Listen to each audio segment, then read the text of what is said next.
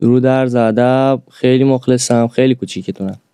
آقا قضیه از این قراره که ما داشتیم کلش پلی میدادیم، خوردیم به یه اسکواد ایرانی که قاعدتا دیگه از اسما پیداست. این MTX هم فکر کنم باید آشنا باشه.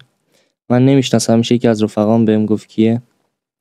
رفقا ببینید خدای اینا به کجا متصلن، اینا با کی وصلن، اینا چی کار میکنن، چیترن، هکرن، چی هستن؟ آخه چجوری امکان داره داخل 3 راند مختلف رفقا پینگ ما بره 999؟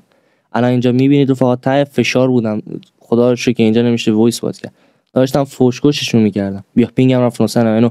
حتی یارام هم پینگشون رفت 999، نتونستم واسم یخ بکنم. ببین کجا پینگمو بردن 999.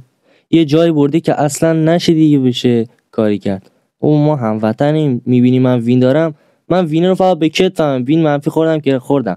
حالا درسته یه جای متصلی، ولی رو هموطنت نزن خواهشم.